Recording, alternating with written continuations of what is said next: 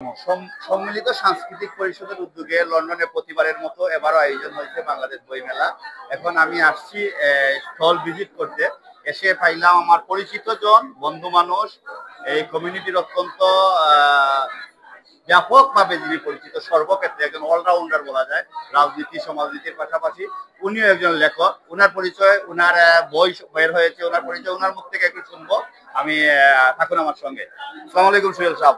ধন্যবাদ দিচ্ছি। আমার সুয়েজ আমার বন্ধু, সবাই জানেন, কমিটির জন্য আমার সম্পর্কে একটু বেশি বেশি বলেছেন। ধন্যবাদ দিচ্ছি বিটিএইচ কে, টার্মলেস বয়েজ কে।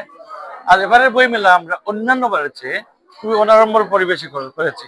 আপনারা গতবার দেখেছেন, আগের বার দেখেছেন, এর আগের বার এবারে যে প্রচার প্রচারণা, ইতিমধ্যে যে হল ভর্তি মানুষজন এবং বিভিন্ন দেশ থেকে কিন্তু এসেছেন মানুষজন। জার্মানি থেকে এসছেন, আমেরিকা থেকে এসছেন, এই আমার অনেকগুলো বই। যে এই বইটা হচ্ছে ওই রিপ্রিন্ট হয়েছে, কবে যেন দেখা শুরু হয়ে যায়, একটা কবিতার বই আমার, একটা তখন মানে একটা আলোড়ন তোলা একটা বই হয়ে হচ্ছে একটা research, the T industry in Bangladesh, বাংলাদেশের টি ইন্ডাস্ট্রি নিয়ে একটা রিসার্চ। আমি আশা করবো আপনারা সবাই আসুন মেলাতে, আপনার বাচ্চা কাচ্চা নিয়ে আসেন। আমাদের কালচার এবং কমিউনিটিকে এটা একত্রিত করার জন্য এই বই মেলা, বাংলাদেশের ভাষা এবং বাংলাদেশের মানুষকে একত্রিত করার জন্য বইমেলার সঙ্গে থাকুন, বইমেলাতে আসুন। আমরা লন্ডনের ব্রাডি আর্ট সেন্টারে আছি এবং থাকবো আজকে রাত 9টা পর্যন্ত এবং কালকেও রাত 9টা পর্যন্ত।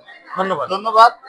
আসিফ ব্রাডি আর্ট সেন্টারে 2 দিন চলবে এখানে বই মেলা। জানলাম আমরা সুহেল সাহেব সম্বন্ধে, তার বই সম্বন্ধে আরো বিস্তারিত অন্যদেরকে অন্য সময় আপনাদেরকে জানাবো। এখন ভয়েস অফ টাওয়ার